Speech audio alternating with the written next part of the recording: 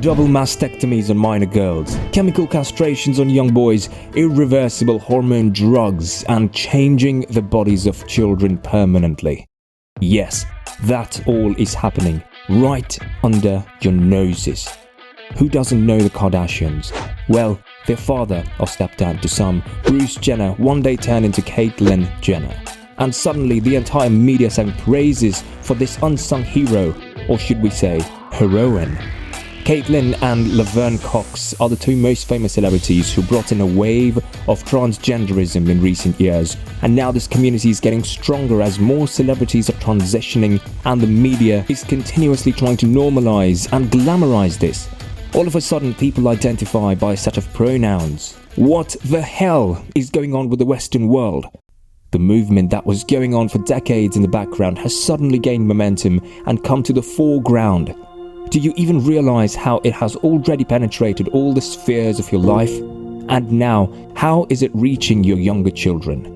If not, then you must watch this video to understand what is happening out there and how a seemingly innocent movement for the rights of transgenders in our society is affecting you and your future generations. Under the name of gender affirmation, numerous healthcare facilities and children's hospitals in the US engage in horrifying, unethical, risky and cruel practices. Now that hospitals are sterilizing and murdering children, the media has forcefully demanded that no one should criticize the medical system in any way, because then they are liable to charges of incitement or even terrorism. Now, this is a little too much, don't you think? So essentially, the media and the trans activists are demanding that no one should raise their voice and let these heartless monsters in the guise of medical practitioners perform some monstrous slaughter of innocents. While many people surrender under such unjustified demands from the higher-ups, American novelist and political commentator Matt Walsh certainly decided to not remain silent. He recently created a stir with his documentary, What is a Woman? Walsh interviewed a variety of people for the documentary, including politicians and doctors, about transgender youth, puberty blockers, sex reassignment surgery, and trans athletes competing in women's sports.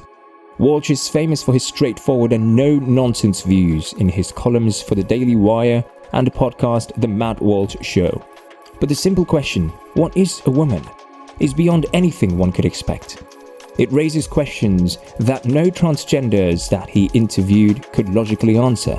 Those so-called trans women were unable to define what a woman is, thus proving Walsh's point that this movement is, in essence, completely illogical and largely flawed. Walsh again brought a storm when he made some horrifying revelations about gender reassessment procedures happening at the Vanderbilt University Medical Center, VUMC, Nashville, Tennessee. There is a huge problem with the way and mindset these gender transitioning procedures are being carried out. Matt looked into Vanderbilt and revealed on his show how these physicians are taking advantage of public sentiment to profit from their gender reassignment treatments. He learned that Vanderbilt inaugurated its Transgender Health Center in 2018 with the mission to, in the words of the center's medical director, Dr. Shane Taylor, meet the patients where they are in their journey and support them with the resources they need. But then, in a lecture during Vanderbilt's LGBTQ Health Grand Rounds lecture series that was live-streamed to Facebook, Dr. Taylor revealed some more insight into the hospital's actual motivations for expanding into transgender care.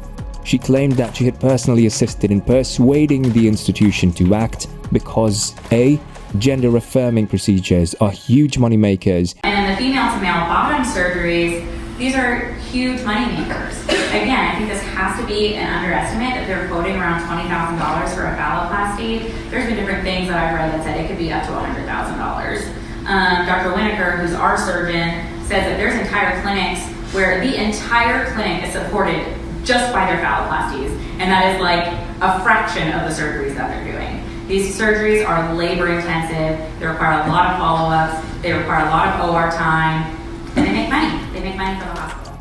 and B, because she believes it to be the correct thing to do. She claimed that a phalloplasty, which involves creating an artificial penis from flesh cuts from other body parts, might be worth $100,000 when all necessary follow-up visits are taken into account. She further explained that the Affordable Care Act requires insurance companies to pay for transgender people's medical expenditures since January 1st, 2017. A few years ago, financial consultants at the UMC estimated some prices for how much money they believed each patient would generate, and this only included top surgery. Bottom surgery is not included, and top surgeries alone generate a huge amount of revenue. Therefore, female to male gender reassignment treatments, including chest reconstruction, can get around $40,000, while a patient receiving simple hormone therapy who must visit the hospital frequently can bring in thousands of dollars for the hospital.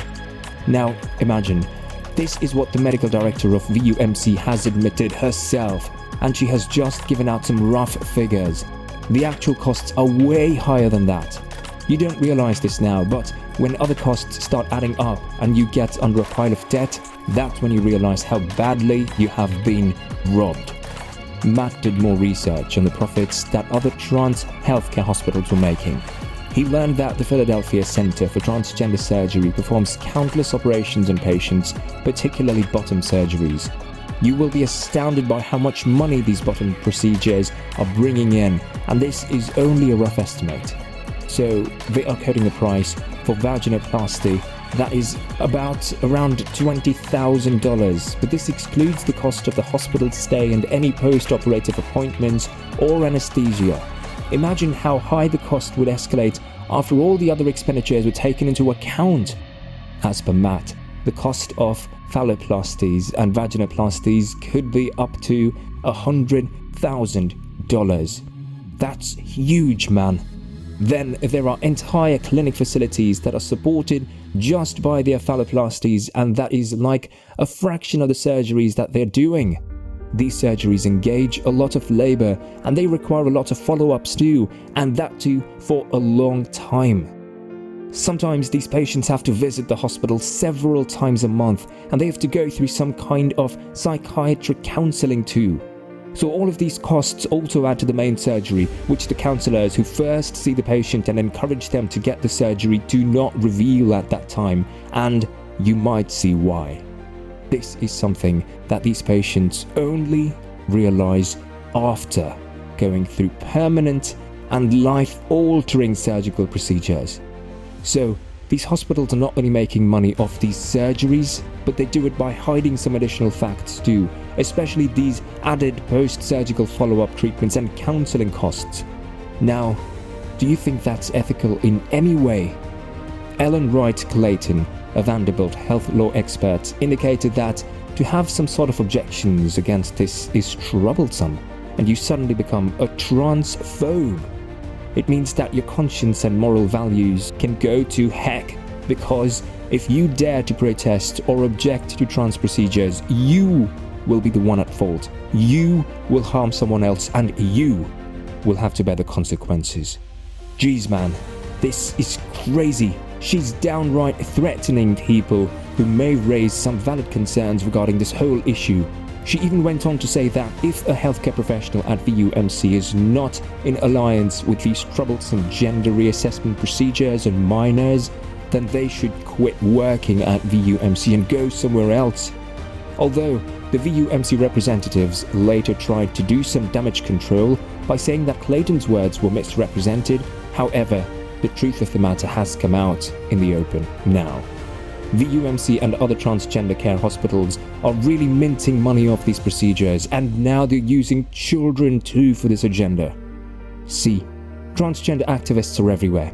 They find kids at school who would be curious about the other gender or are confused maybe and would need some counseling. But these so-called teachers would start inculcating in their minds that they do not identify with the gender on the basis of the sex they were assigned at birth, or that they are in the wrong body.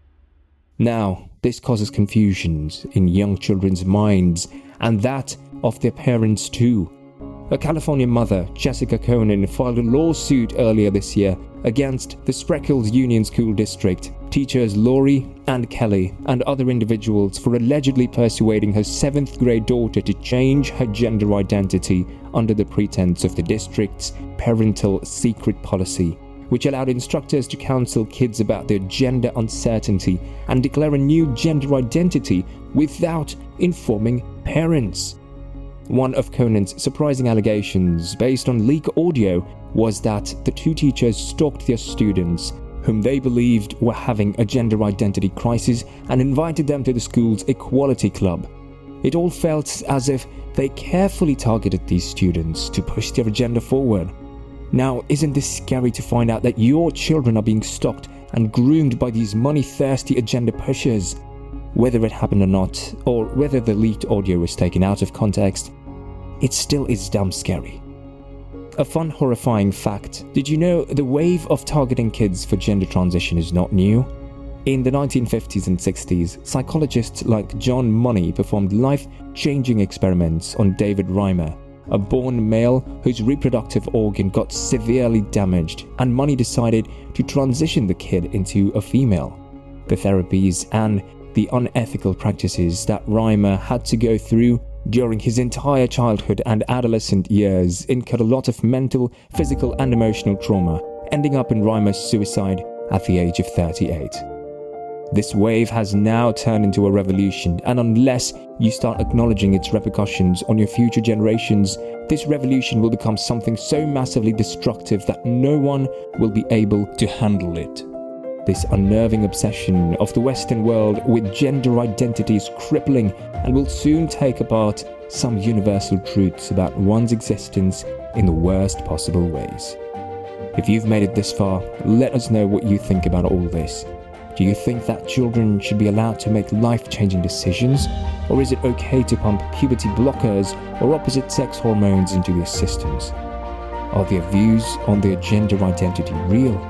Or they're just confused and wrongly influenced by this new trend in social media?